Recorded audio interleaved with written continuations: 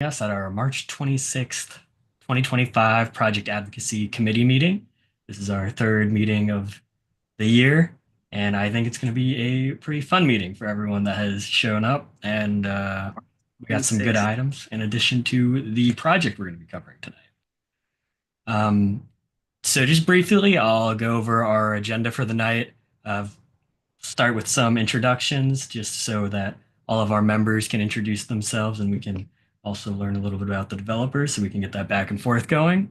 And then I'll have some updates for you on just one project actually that's coming up tomorrow.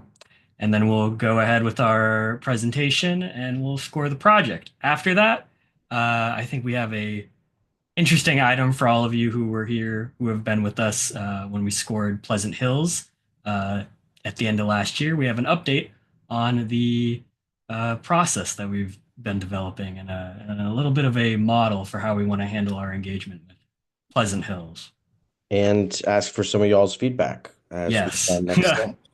that is the goal. We want to see what you all think of what we've worked out and if we should go ahead and do it and how we should go ahead and do it. But first, Chick-fil-A community meeting tomorrow at 6:30 p.m. It's via Zoom. We sent out an action alert, so you may have received that. Um, this is the project that's on the corner of Race Street and San Carlos. I'm sure some of you are aware of it. And this is their first community engagement meeting that they're going to be holding for this project, and maybe the only one as well. So if you have thoughts about it, make sure you're there. And with that out of the way, I think we can go ahead and do a little round of introductions for everybody. Uh, I'm Jake. I am our manager of development projects here at Catalyze SV. I operate our PAC. I'll go ahead and pass it off to Alex so he can introduce himself. Hey, I'm Alex Shore, one of the co-founders of Catalyze SV. I will pass it to Sandana. Hi everyone, I'm Sandana. I'm a student at San Jose State, and I've been with Catalyze SV for since like September 2023, and I'm also part of Cupertino for All in Greenfoot Hills. I'll pass it on to Mason. Hey everyone, apologies that my video's off. I'm eating dinner right now. But Mason Fong, former Sunnyvale City Council member, now land use consultant, former staffer to San Jose Mayor Matt Mahan, and former Vice Mayor Chappie Jones, which is this project's in that district. So looking forward to the presentation. I'll pass it off to Chris. Hi, I'm Chris. Sorry, I'm just getting over strep throat, so voice is a little bit off. But yeah, been with Catalyze SV almost a year now, starting yeah, I think it was March of 2024, so just about a year Whole now. year. Good to have you here, Chris. Yeah, For and that long, yeah. I'm looking to go into kind of city politics, and urban planning, specifically in regards to real estate, quality of life, demographics, all that stuff is of interest to me and would greatly welcome any sort of participation in any of those fields. And so, yeah, Catalyze SV is a great way to stay on top of the news in Silicon Valley and great group of people to work with. So, yeah, always look forward to it. Thanks. Good to have you here, Chris. You can go ahead and pass it off to Betsy, or Sure. oh, I'm muted, Betsy. I don't know. This laptop needs an external webcam, so here we are. Hi, Betsy Magus, resident of the city of Santa Clara. This one is just across the street into San Jose, so I figured I'd turn up for this one. I am a dedicated bicycle commuter and a member of the City of Santa Clara and County of Santa Clara / VTA Bicycle and Pedestrian Advisory Committees, speaking for myself. And I don't know who didn't go, so next. Carlin. If Carlin is here, Daphne.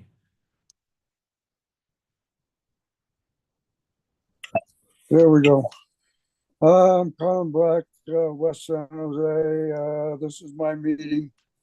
and happy to be here. Good Been to with have you, as as always. the beginning, really. And my interest is in urban villages, and this is one of the first projects that I really got involved with the original Stevens Creek Urban Village Advisory Group, SCAG. And it died, and then now it's been revived. This is good. All right. Hopefully we can get some good input, Carlin, and from the history of the whole process tonight. Who hasn't? Daphne, you could say a little word. Hi, sorry for being late. I'm Daphne. This is my second meeting. And I live in Los Altos. Is that all I'm supposed to say? Yeah, that's great. That's perfect. Thank you. How about Catherine? Oh, is Catherine? Oh yeah, there's also Kelvin. Kelvin. Oh Yeah. yeah. Hi. This is my first meeting. Hi, I'm Kelvin. I'm an urban planner. I work in a private consulting firm. We do a lot of land use entitlements, so work on a lot of development projects, affordable housing projects. And yeah, I'm just looking forward to this first meeting. All right. Well, thank you for joining us for the first Sure. time. Yeah. I hope you find it interesting. I think that's everybody. So, if our developer who's joining us tonight, Alden, if you would like to introduce yourself, and then I can pass it over to you, and we can get started talking about the project after you talk about yourself. Sure, absolutely. Well, hi everyone. It's great to meet you all. Thank you for having me. It's really exciting and frankly a little bit refreshing to connect with an active community group that is interested in development and kind of understands its potential positive impacts on the surrounding community and not just the negatives. So I'm happy to be here. And have a short presentation for you guys tonight to give you kind of a sense of the project we're proposing in San Jose. I'm going to go ahead and pull it up now. Yes, and then I believe you should be able to share your screen as well. Great.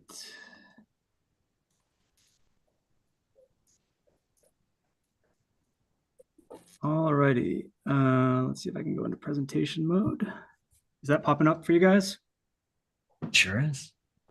Great. Okay. I guess before I dive in, a couple sort of housekeeping things.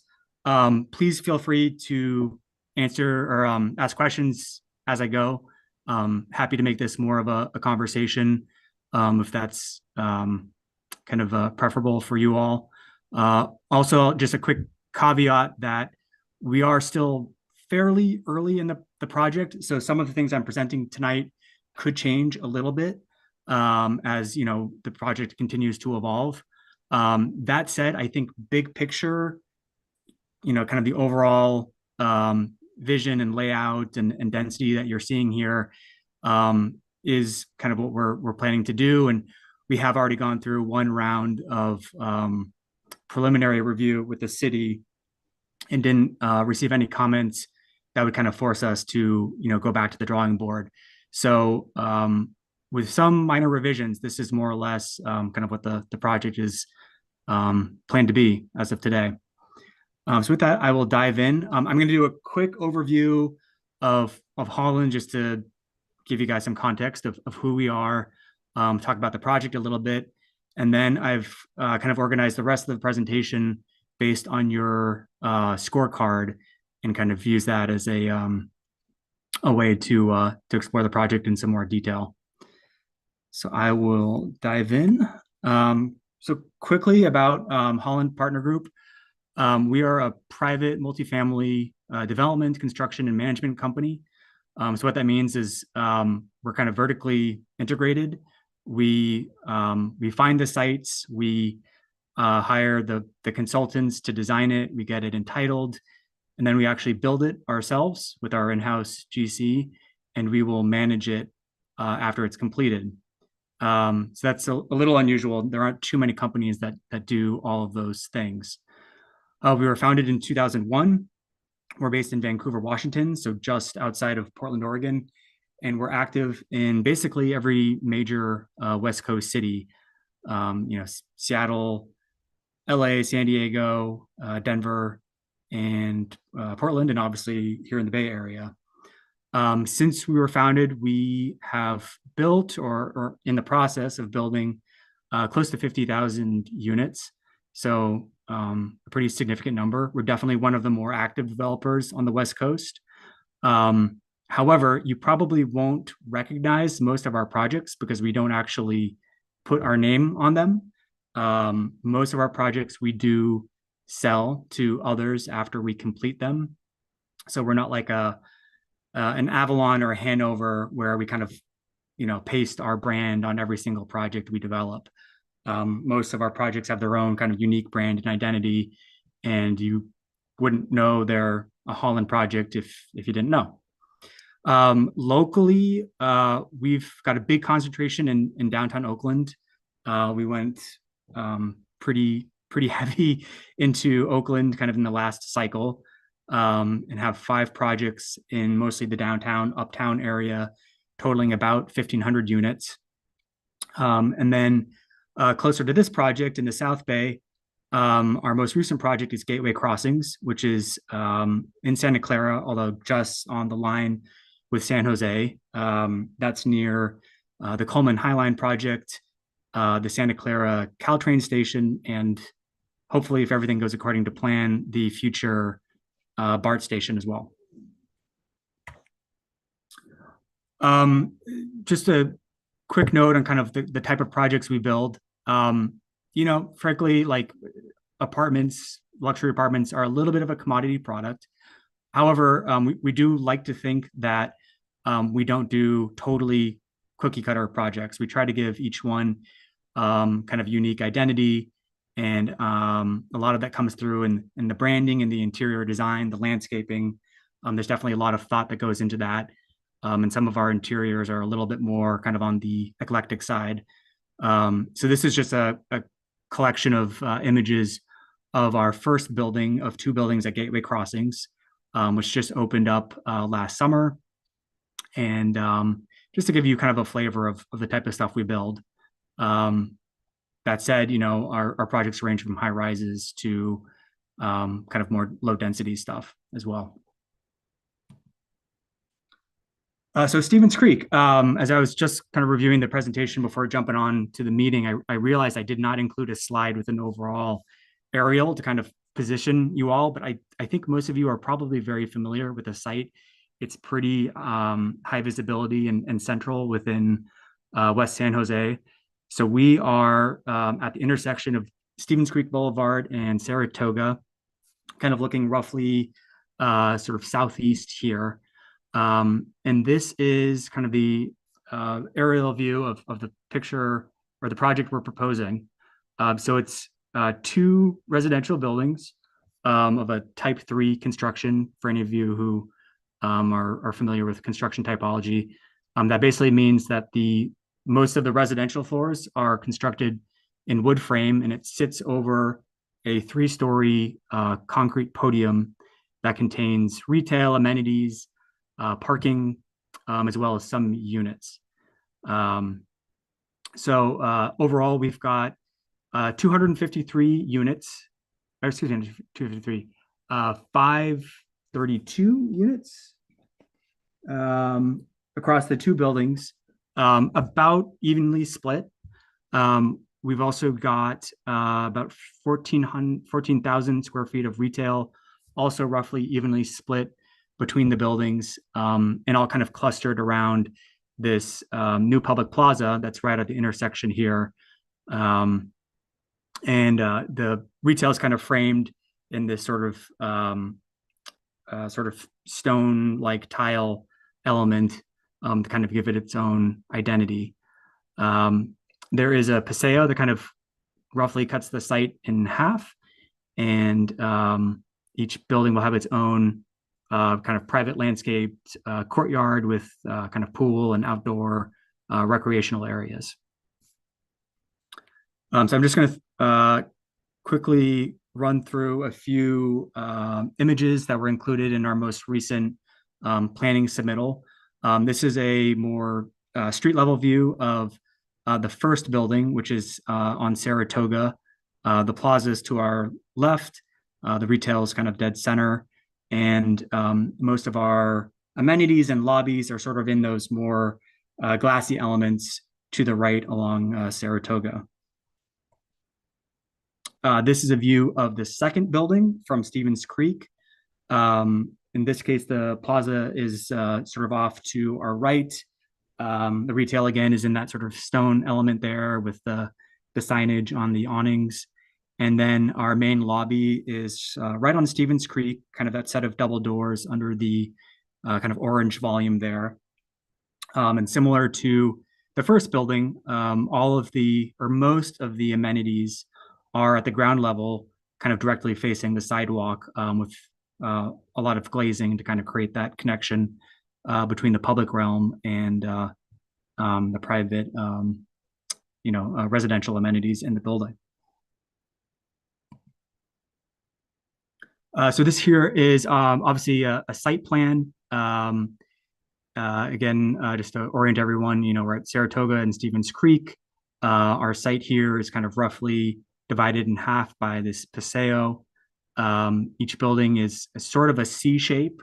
We've got a courtyard that's surrounded on most sides, but we do like to include these cuts in the building to allow for light and air to get to the interior units and the courtyard. And our public plaza is right up there at the intersection. And this gives you a better sense of how the retail is sort of clustered right at the plaza. And obviously the intention there is to sort of activate the plaza and to give that retail pretty high visibility so that the tenants, have a greater chance of success and thriving at this location. I guess should I stop here for questions or just plow through and wait till the end?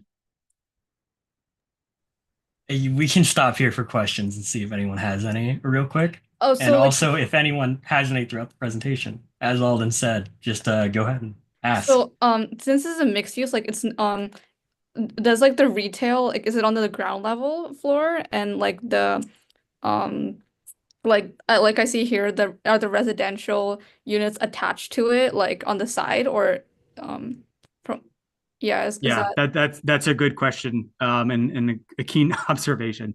So this view that we're looking at is a little bit of a combination. The view is really that's one of our landscape sheets from the entitlement set.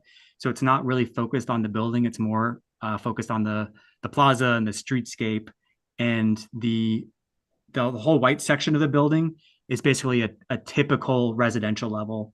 So think of it as like, floor 3 through 8, that's in the wood frame. The retail here is a markup that I added just to provide some context for where the retail sits. But to your question, the retail does sit on the ground level. okay. Yeah, Chris, go ahead and ask. Big question on my mind. This is Carl. When this was originally proposed a long time ago as part of the Stevens Creek Urban Village, it was a much bigger, taller project. Have you given any thought to, say, timber over the 3 stories and get some additional height there? This is a critical density situation. I'm just wondering, does it make any sense to use the allowable height of the building to go up a few more floors? Yeah. With the timber or whatever. Yeah, that's a great question. And I do have a slide that kind of addresses that topic later on, but I think now is a great time to speak to it.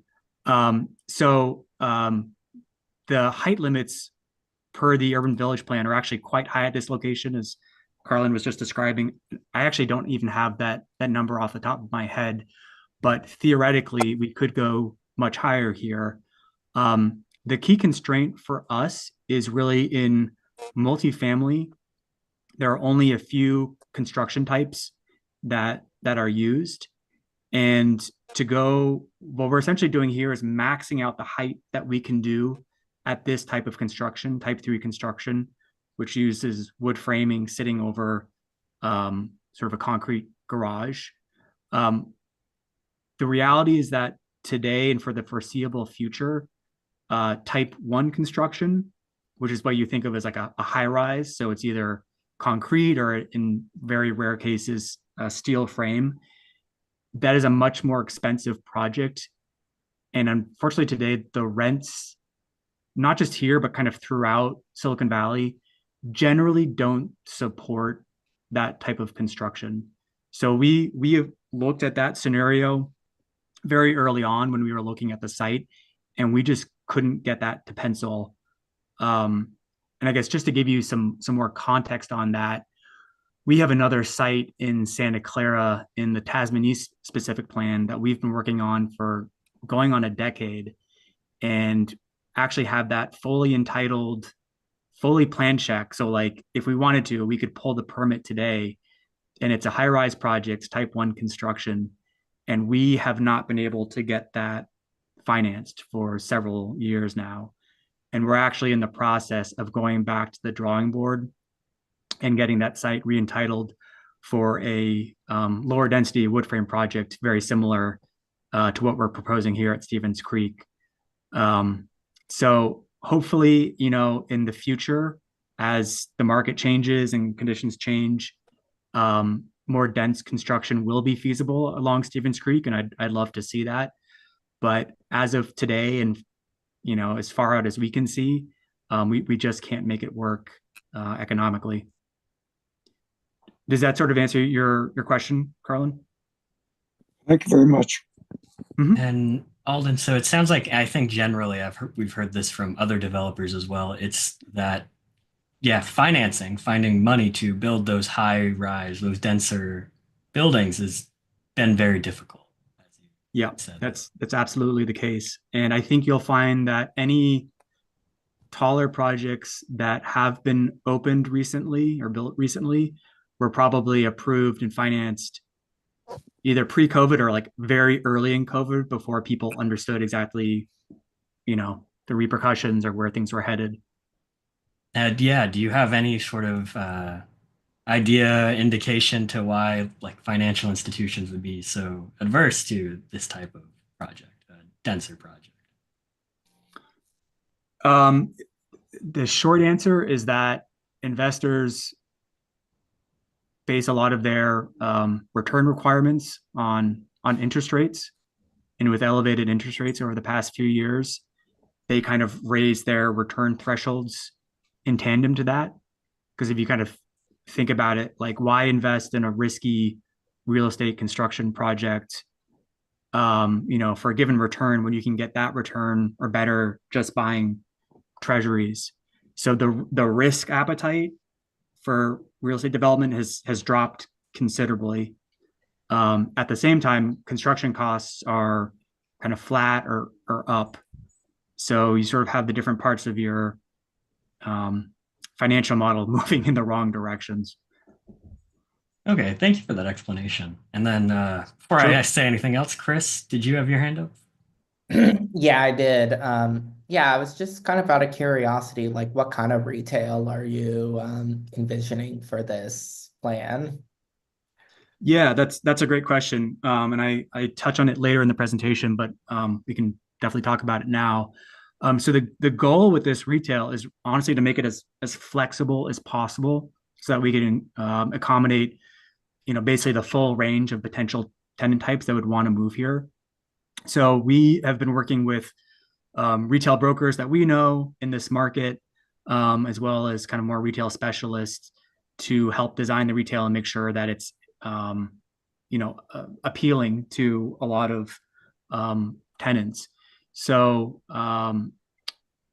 honestly, it could accommodate a huge range of things. I mean, we'd love to see some combination of restaurant or restaurants plural It could be sit down, could be fast casual. Something like a coffee concept or boba tea would be great.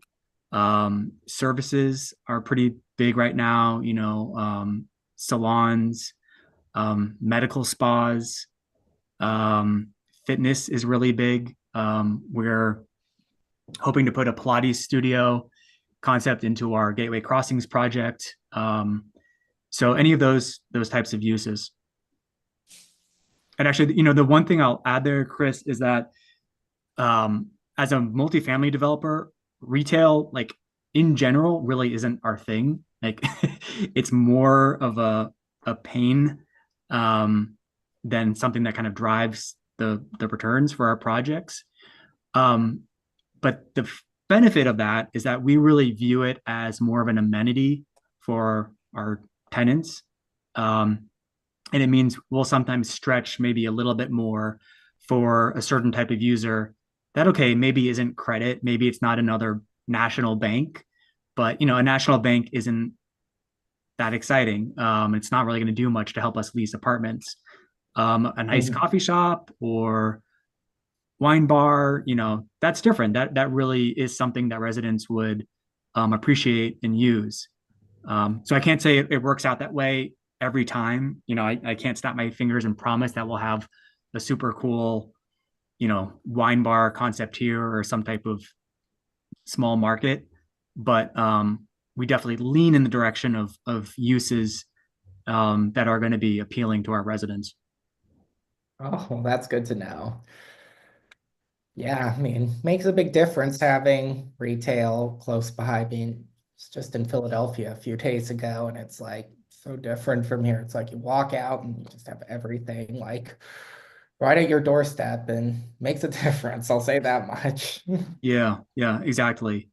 Mhm. Early iterations of this project, when we were first looking at it, we sort of tried to reduce the amount of retail or keep it at a minimum for that reason I was describing, that it's very difficult to pull off and do it well in these types of mixed use buildings.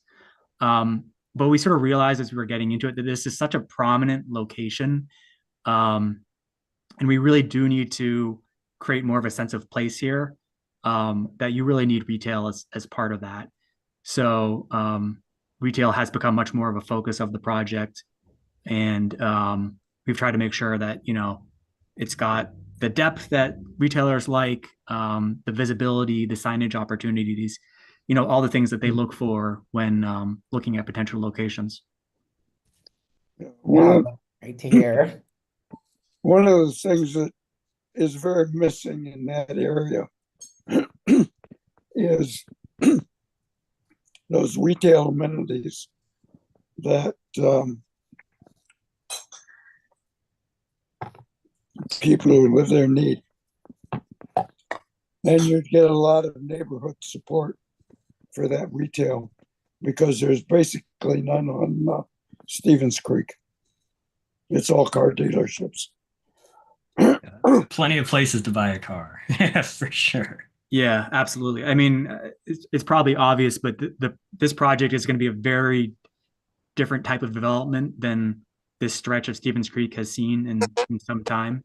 And as sort of a first mover here, we really have to help transform this site and give it more of a residential feel, make it a place that people would actually want to spend time, would want to live here, and not just pass through it.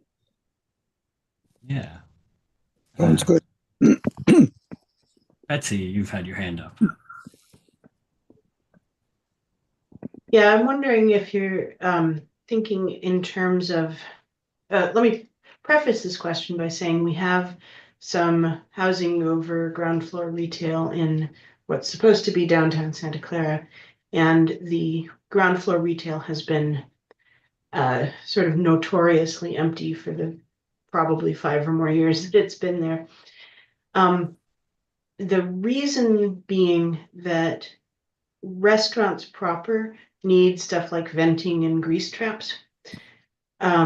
Whereas if you're opening a store to sell shirts, you don't need that stuff. And I'm wondering if you're thinking ahead to, if you want eateries there, it really limits what can be there. You can do, sort of a sandwich shop where all you need is, refrigerators and toasters, but you can't do anything where you're cooking if you don't have the grease traps and the venting. And I'm wondering if you're thinking ahead toward that. Yeah, absolutely. That's a great question. The short answer is yes. So we are planning to have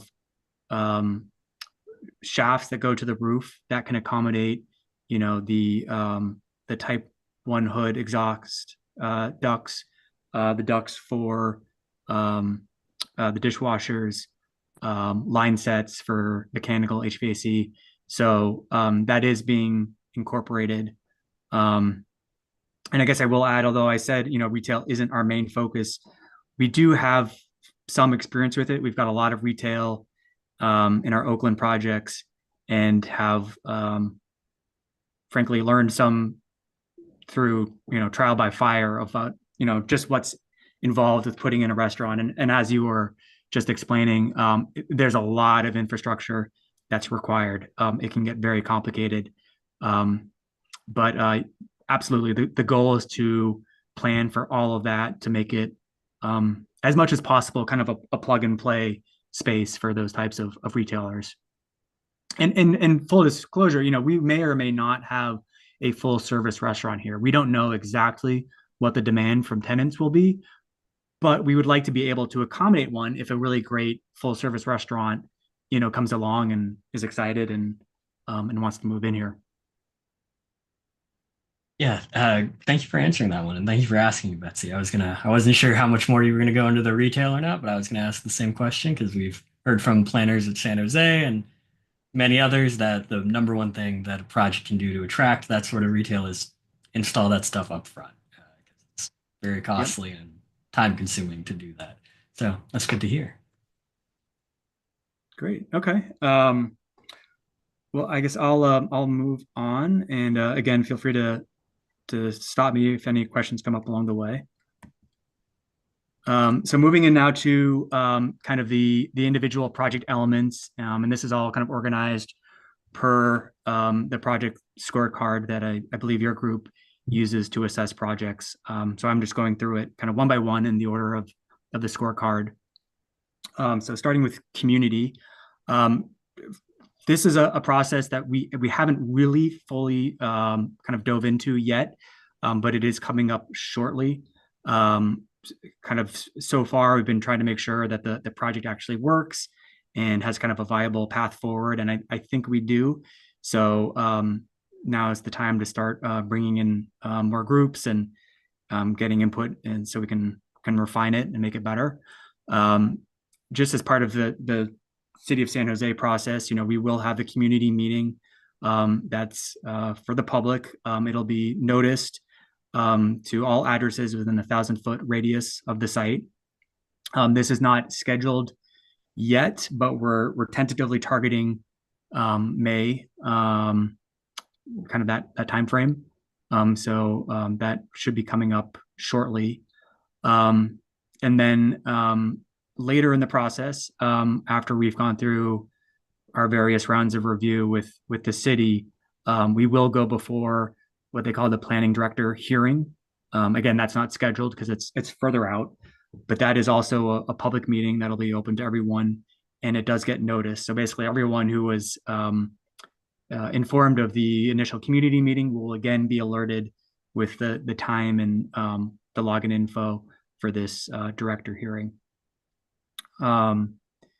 So still getting into it, don't have a ton of detail on this, but certainly if you all are aware of any people or groups that we should be in touch with, please let me know.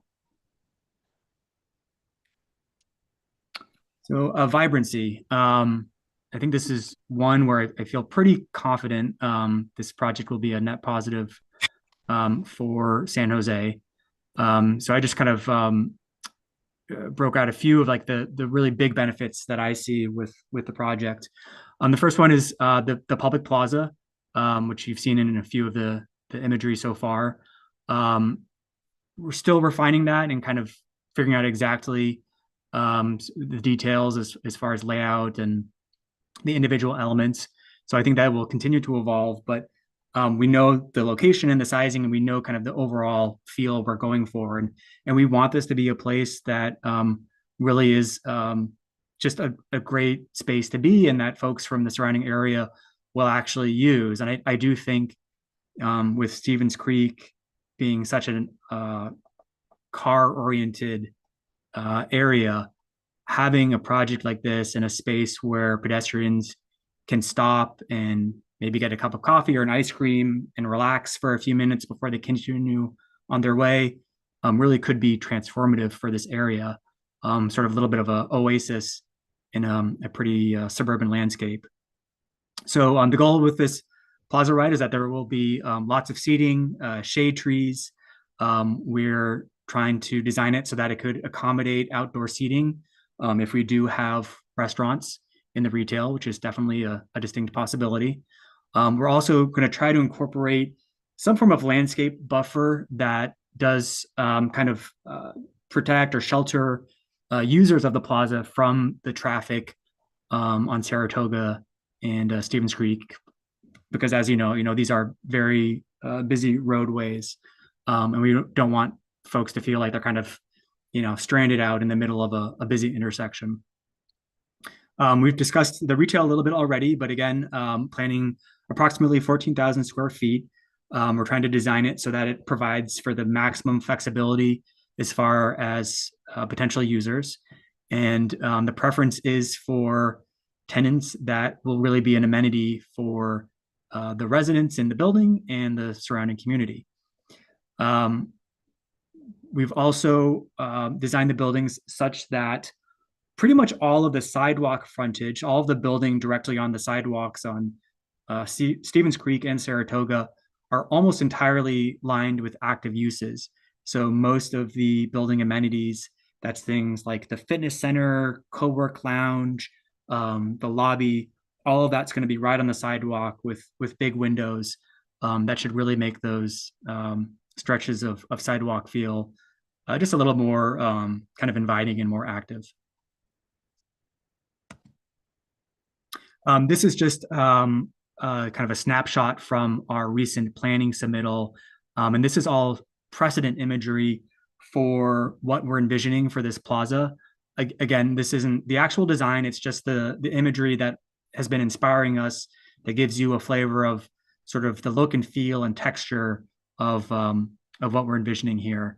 So, just the things that jump out, lots of greenery, lots of kind of decorative paving, lots of seating, and just a nice interface between the retail, the buildings, and the plaza itself. So transportation. I guess first thing here, just the way we run our buildings, our parking is unbundled. And what that means is that when you rent an apartment, your parking space isn't included in the rent. If you want a parking, we have it for you, but it is extra.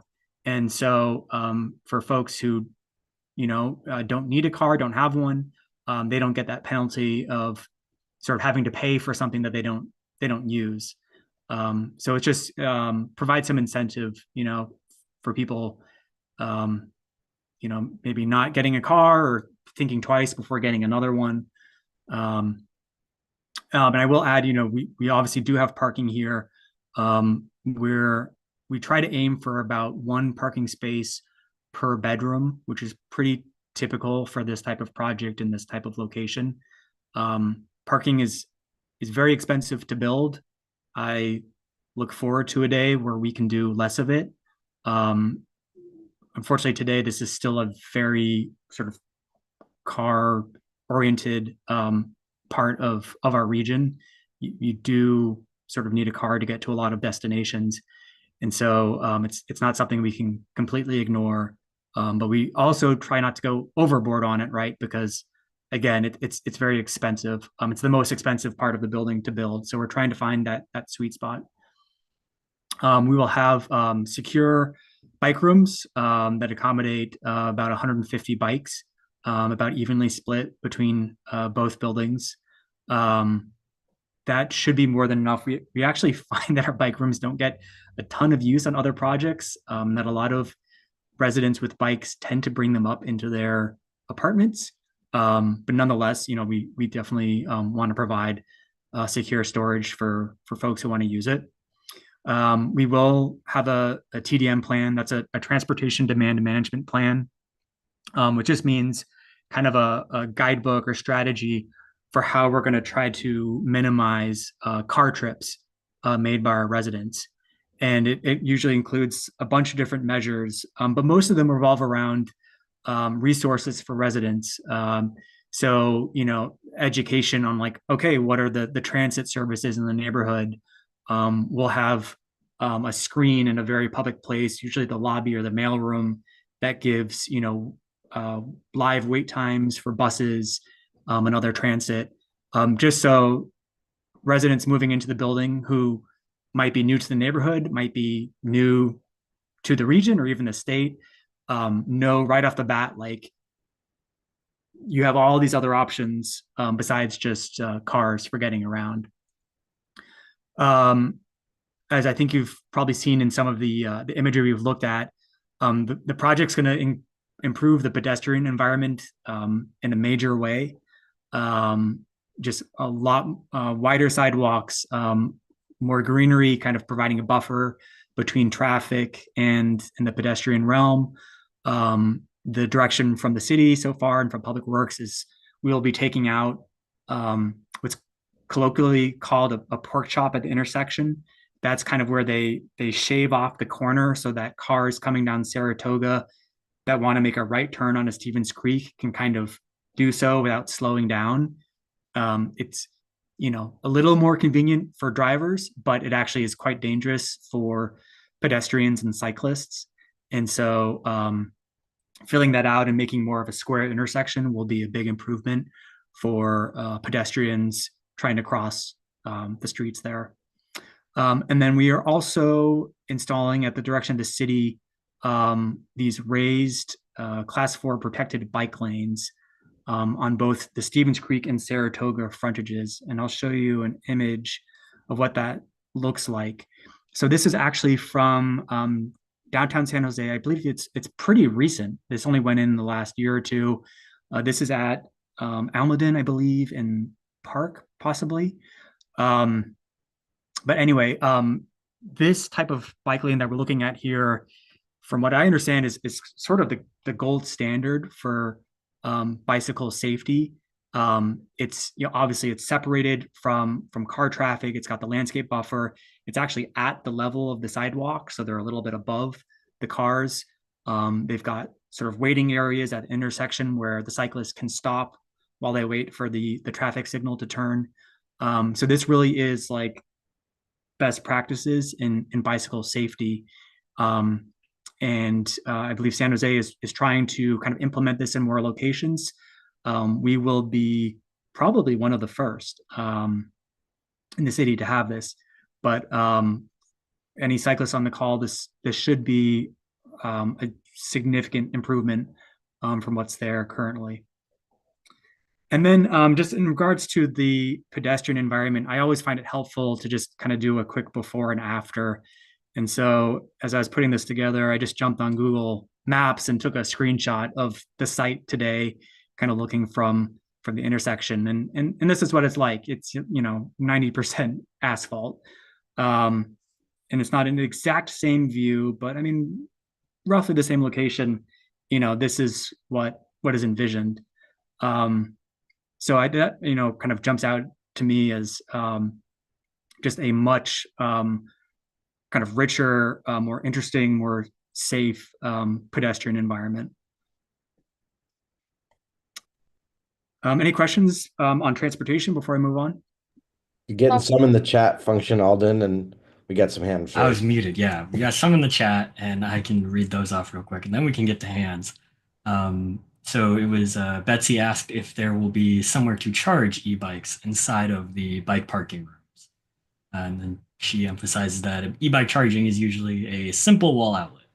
The same thing you'd plug a lamp or a vacuum cleaner into. So just making sure that there are those electrical connections in the room. Yeah, that's a great question. Short answer, yes. I know we had those for our Gateway Crossings project, and we're probably not quite at that level of detail on the design for this project to like have them on the drawings, but I can confirm there will be outlets. Yep. Excellent. And then Daphne, you have your hand raised, but you also asked in chat, so I'll let you go ahead and speak for yourself. Oh, I think I missed. So all the parking is underground, and then also is that correct? And then also how many spaces I missed? Yeah, so good question. Good to clarify. So the parking is not above ground. It's above ground, Oh, although screened from the public.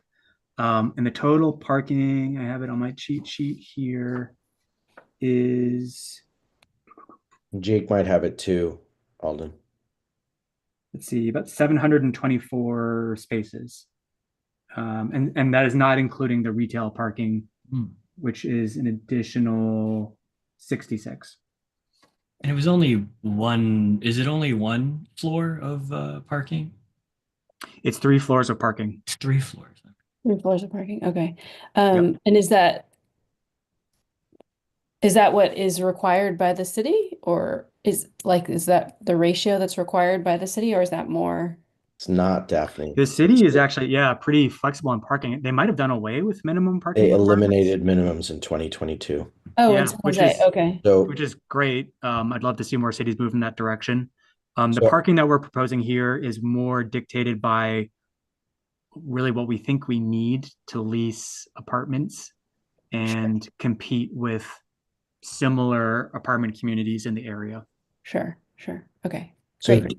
Daphne, just to put too fine a point on it, Holland Partner Group could literally build 0 parking spaces. Right. And Yeah. the city could not fight them on that. That would Yeah. be within their right. Okay. Yeah. I was gonna ask, like, since like Stevens Street and Saratoga is like a VTA stop, will there like then this could be like a retail destination, and 23 goes through like Santana Row and like Main Street Cupertino and downtown San Jose and like yeah, like Alum Rock and all these like retail destinations. So like um I wonder like if there's possible like collaboration with them to like make like this space like part of like this um like a retail route like yeah. Yeah, that's an interesting question. We haven't had direct conversations with VTA yet, although certainly the subject of transit is a major topic that we're working with San Jose Public Works on. In this view, actually, you can see there is an existing bus stop on Stevens Creek that we will be replacing and shifting slightly. The location that's shown here, which is kind of like just on the left side of the plaza. I don't know if I can use my pointer here. You all can see that. Yeah. I don't know if that's the final location, but regardless, it'll be somewhere in that kind of vicinity. As far as creating new routes, that's an interesting question. I mean, sorry, this will be part of like an existing route, like making like I guess like working with VTA to like make this part of like the like retail destinations in Route 23. And I'm also part of like the Stevens Creek like corridor vision project, and like we want to like make like Stevens Creek Boulevard more like bus and bike friendly. So like would you guys like be like interested in like supporting that, like since you guys like are on Yeah, no, absolutely. In general, I think, a lot of the improvements that VTA would like to see to make this more transit oriented would also benefit our project, and it's kind of the direction we're trying to push the site towards. So I definitely think there's opportunities there for some collaboration, and we've only sort of recently begun the review process with the city, but I think we'll be getting much deeper into all those topics over the next few months. Yeah, thank you. And then Betsy, you've had your hand up, and then Mason next as well. Yeah, so I hope and believe that this is the artist rendering we're seeing here, but you have something that resembles protected intersection without without quite getting there. So for bicyclists continuing, I guess that would be south, maybe. I'm turned around. But for bicyclists continuing off to like where your cursor is, Okay, yeah. yep. That little ramp is on the wrong side of the pedestrians. Okay. So I hope you will run this by the transportation department. I hope you will run this by San Jose's Bicycle and Pedestrian Advisory Committee before you start putting down sidewalks in green paint. There are standards and guidelines that will help you produce something that's a whole lot better. I've seen pork chops removed where, like the picture you were showing by Adobe in downtown, where it's a great thing and there are protected intersection features in its place. And I've seen pork chops removed where it just makes things worse. So yeah, 100%. I should clarify that this image is especially the details of the bike lane that I think you're seeing here yeah, are all subject to conceptual. refinement. Yes. This type of bike lane sidewalk interface is not one that the project team was very familiar with. So we were sort of trying to interpret the tea leaves of the city's first round of comments. This will 100% get more dialed in, and we'll certainly be compliant with the city standards before it moves into construction. Even looking at it now, I'm questioning whether this is right. So I'm not surprised that you're seeing some things as well. But this is definitely a first pass. And then Betsy, just so I can like visually capture which ramp you were talking about, is it for people going going right to left across the image, I guess, like towards the So bus stop? if you start from the right side of the image, like by where this imaginary car is pulling in, and you're headed just along, I guess that would be Stevens Creek is that the would be street like in Stevens front Creek, of us. and you're just continuing along Stevens Creek. The little ramp, yeah, your cursor is right here. Your cursor is in the right place. That little ramp is on the wrong side of the crosswalk. Okay. Oh, I see. Got it. I will take note of that. Among other things, there's a few things that need to come together, and this is some odd geometry too. So make sure you're talking to somebody who A, does transportation, and B, rides a bicycle. Yeah, no, absolutely. This is definitely an initial stab and not final form. So there's much more tweaking to happen. Can I ask a clarifying also? I know there's somebody else who has a question, but following that, when you were talking about the protected bike lane example from San Jose, so you're constructing that, is the onus to pay for that is on the developer? I'm just not unclear. Okay. So, okay. Yeah. Thanks. Just one question, my usual question. Are you planning for some place where rideshare can pick up people from the apartment? The bus stop, the main frontage is not a good place. But is there a place on the side or the back where rideshare could be directed to? Yeah, that's a great question. Because this is kind of a higher density site, we don't really have space for like kind of a driveway or sort of porte cochere type element that, I mean, would be ideal for rideshare. So I suspect in practice, probably it will mostly happen at the sidewalk, but that could change. I don't think that's an element that's been fully dialed in. I can say there is, I'm just jumping back through a few slides. So what's labeled a fire lane down here, kind of at Plan South, that's also how residents are going to access the garage for building 1. The fire lane kind of extends up towards the Paseo. So there is space for drop-offs kind of down in this location. We'd have to think through how we put that into practice. But that's something that we'll need to get probably dialed in a bit more. But it's a great question. And frankly, it's not one that's been fully thought through yet. So I'll make note of that. Thank you. And Mason, you've had your hand raised for a while.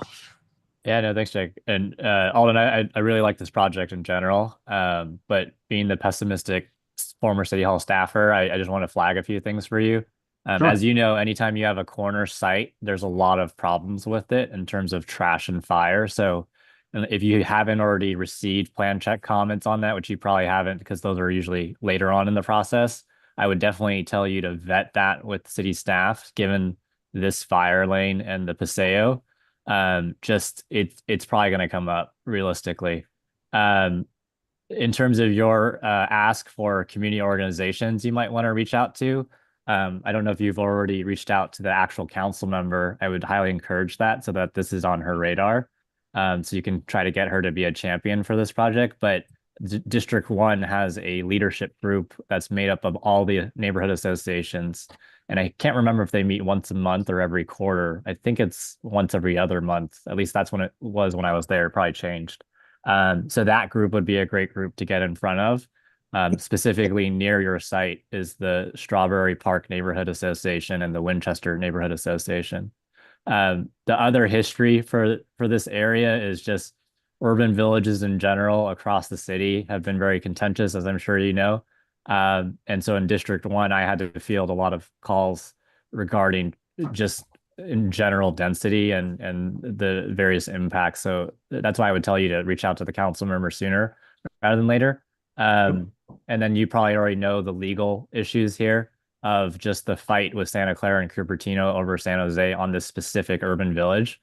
So just want to flag that there's a lot of Santa Clara politics that your Tasman project might be dealing with that you might navigate with this district council member that's right above you, who's a new district council member, is on one side of that council politically.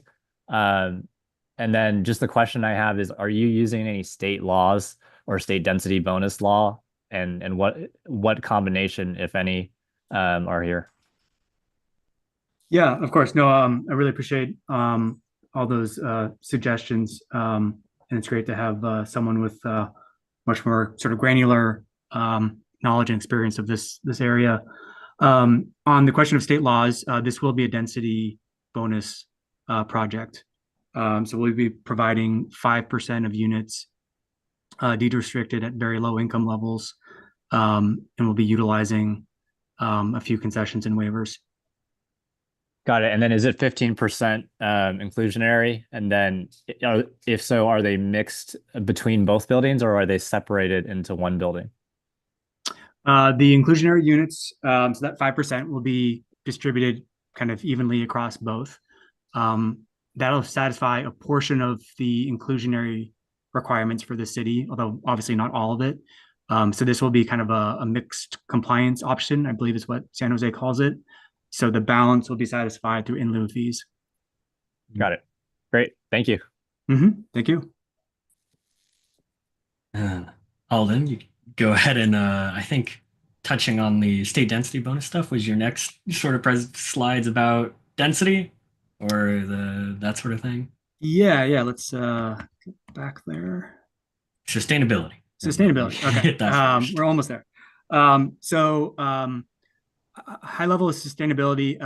Again, we're pretty early in the design. Some of the stuff needs to get more kind of modeled. Like we don't have all of our electrical and mechanical engineers on board who can help really dive into stuff. But I can highlight a few things that we will be doing.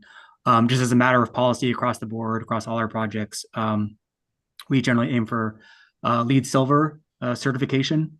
And because we try to be safe and usually go for a little bit more points than we would need for silver. We do sometimes get gold. I think we might be getting gold on gateway crossings. That certification is in process right now. There will be a ton of EV charging because San Jose requires more EV charging than I've seen anywhere else. I believe it's 50%, so half of all the spaces will have chargers installed day one, ready to plug in. The remaining 50% will be what's called EV ready. So it'll have kind of all the conduit and wiring needed to install chargers in the future. And the building's electrical system is designed to accommodate that load. We'll have energy efficient appliances. That's kind of something we do across the board. Drought tolerant landscaping. All of the irrigation for the landscaping that's at grade or at ground level is done with recycled water. We used to do it on the courtyard as well. They don't let us do that anymore, but everything at ground level will be reclaimed water.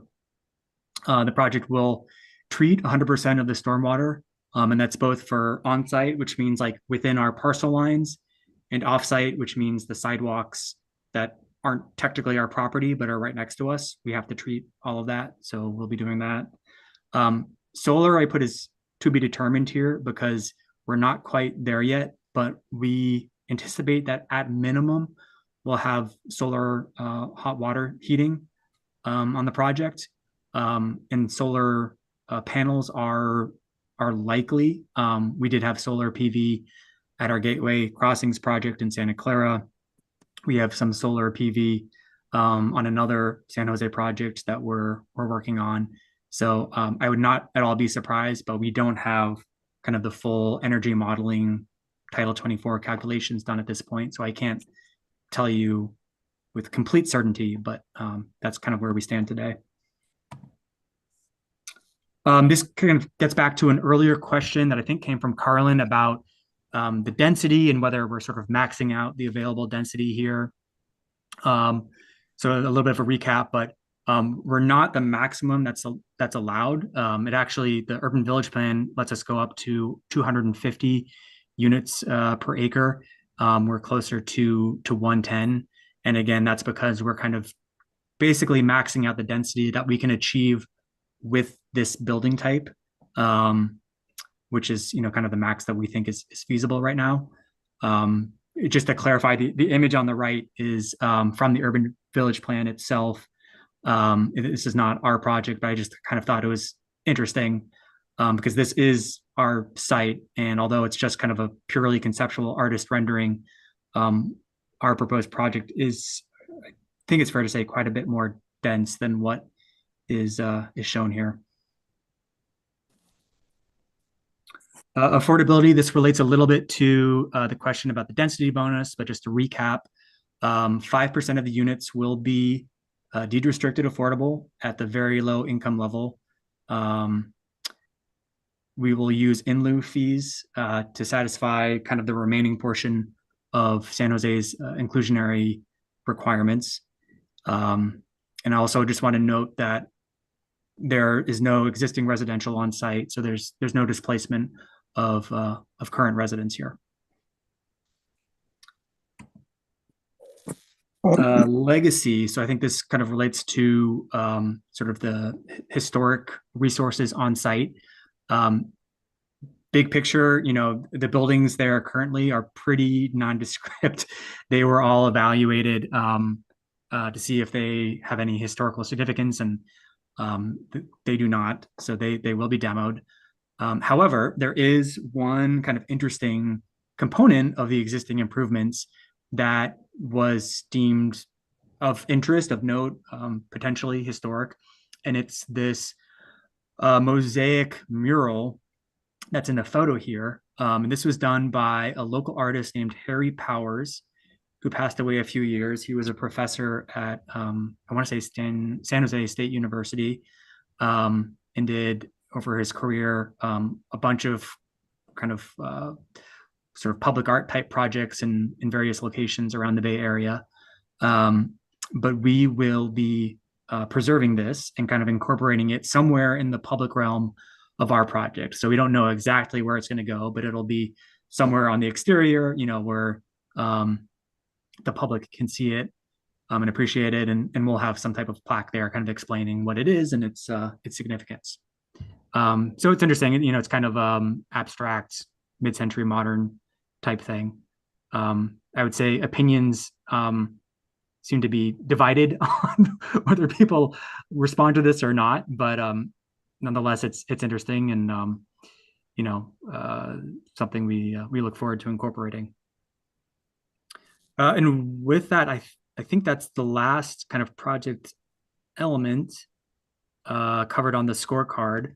I did just want to give you some high level status update on the project and kind of where we're at as far as the overall timeline. So we started our process with the city back in December when we requested a preliminary review. Based on the comments to that, we submitted our first formal development application in February, and we are anticipating to receive comments in the next week or two. Hard to gauge exactly how long the whole process will take, but we're anticipating that we will get through the process with the city and obtain entitlements probably summer, maybe late summer of this year. Following that, we do need some time to actually do the drawings. That can take anywhere from, 4 to 6 months or more before we can submit for plan check. That we usually allocate about a year for. And then construction is, I'd say, anywhere from 2.5 to 3 years, probably closer to 3 years.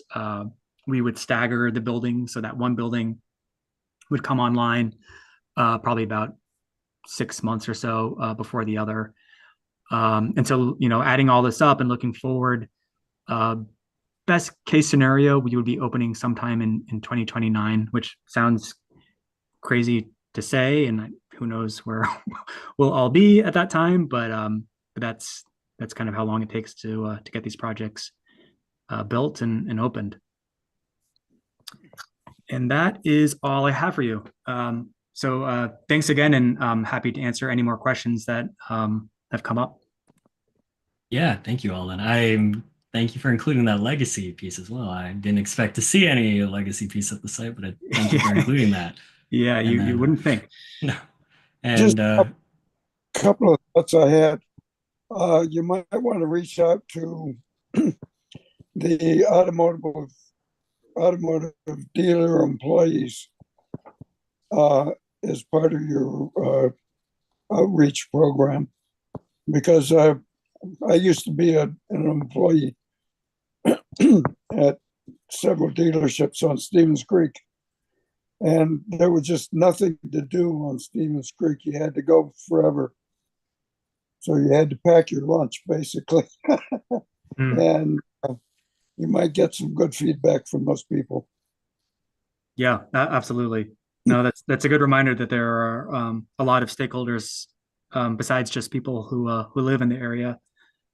People who work there are definitely stakeholders as well. Yeah.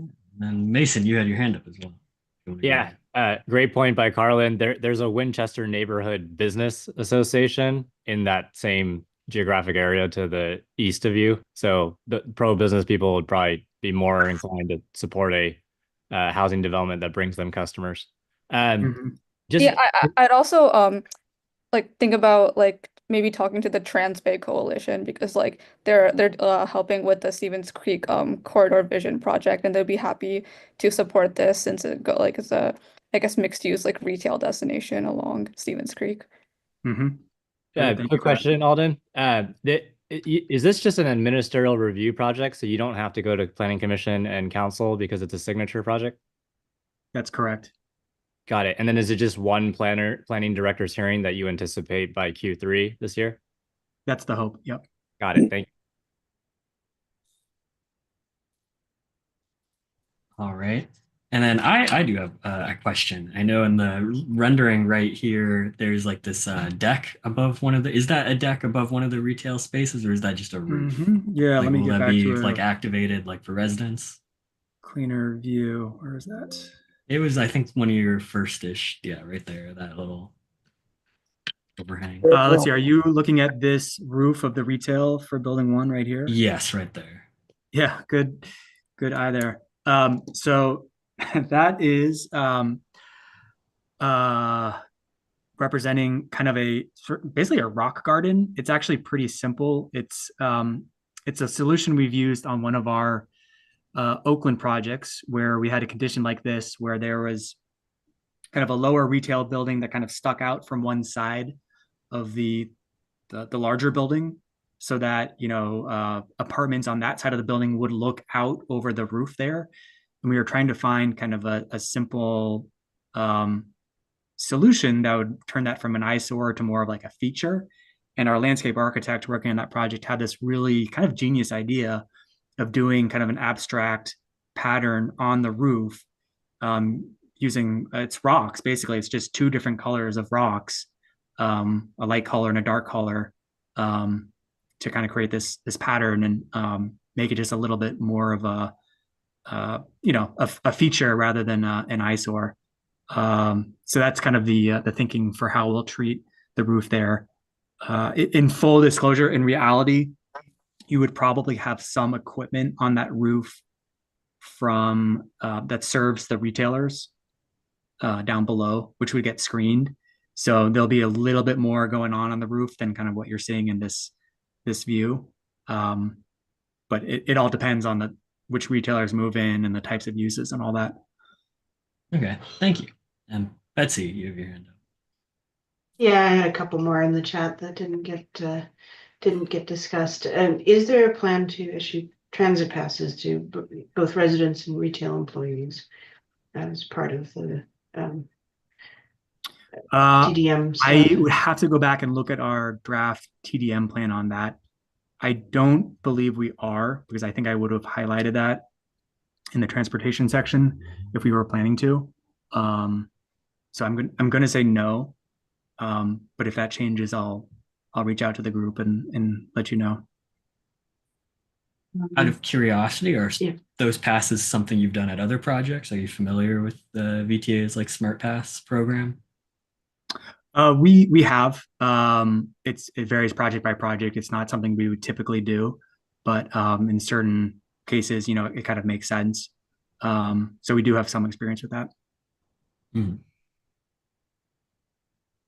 Okay, I liked, there's a couple more here. I liked Carlin's comment about having a place for rideshare pickup and delivery. And I like it even more because just this past weekend, I was going past a newer apartment complex in Sunnyvale, and there was no place for somebody's grocery delivery person to stop. So they stopped in the bike lane, and we had a little conversation about that. It's dangerous when people park in the bike lane. But if you don't give, a real obvious place to do that, you're going to get people parking in the bike lane. Yep. And then you were in a plan view before. Is there going to be access to North Lake Drive here on the I guess east? I'm sorry, by access, do you mean? Like, if I live in building 2, can I exit onto North Lake Drive? Yes. Okay. Yep. Actually In helps fact, with- building 2 doesn't have any curb cuts on Stevens Creek. Actually, we have no curb cuts anywhere on Stevens Creek. You mean curb cuts? Driveways or any like vehicular access over the sidewalk. Okay. But you could walk out of building 2 and onto Stevens Creek and get to the bus stop that way? Oh yeah, for sure. Yeah. Okay. I mean, besides all the retail, our main lobby is approximately this location. Okay. And I believe we have got a secondary lobby off of North Lake down here. And then for building 1, main lobby is right here, secondary lobby down here, and actually a third very small lobby down here. I've seen a few too many choices and projects like this where some bunch of neighbors is objecting and is afraid that they're going to have a mess of people parking in the side streets, and the whole thing gets walled off from the neighborhoods. And I don't appreciate that when that happens. Yep. So, Yep. I think that was it. So thank you. Sure, thank you. Hey, Alden, to upend this challenge that developers always face with heights and construction types and materials, Hmm. we've started to see and score some projects that use mass timber, and we're seeing that this is a really viable way to upend that sort of challenge that you always face. And so we're wondering if Holland has looked at that and if it's willing to consider that on this project or if it's moving in that direction as a company. Yeah, no, that's a great question. It's an interesting construction type that I think we're keeping an eye on. I will say, I don't work on the construction side. It's not really my area of expertise.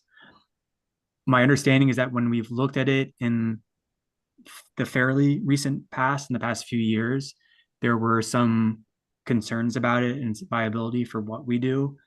I couldn't tell you what those are.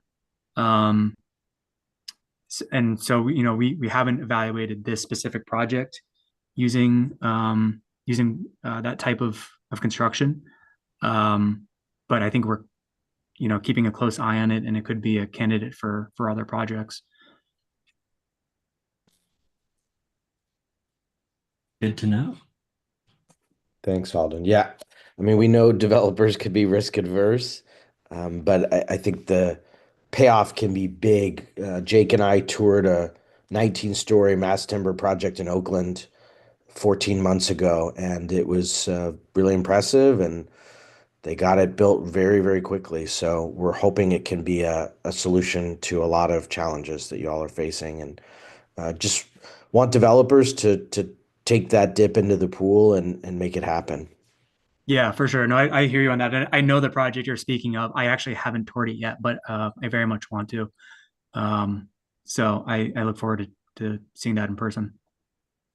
Orders of magnitude, how much is the cost difference between timber and mass timber and I guess I presume steel or steel framing? Is that type 1? That's also, yeah, that is type 1. I honestly could not tell you that. I'm not sure. I could reach out to people on the construction side, but I'm not sure what that difference is, to be honest. Yeah, and Betsy, I don't have an exact number on this project, obviously, but it is very extreme. So the difference between just going that extra floor up where they would have to swap over to a different construction material, it would dramatically increase the cost from at that range. So like you usually want to go much higher if you're going to go higher. Well, he's got the height available to him. If it would pencil out on mass timber, the height is 220 feet, I think. 150, I think, for this site is the 250. max. Yeah. And then do any other folks? Oh, sorry, Carl. The other thing I was thinking about is North Lake Drive looks like it might be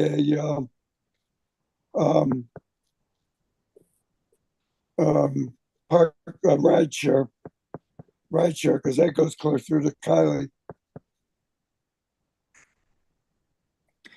Yeah, no, I think you're right about that. I do think more of the sort of deliveries and rideshare traffic probably will kind of get directed to North Lake, and that is where we have the entries to the garage.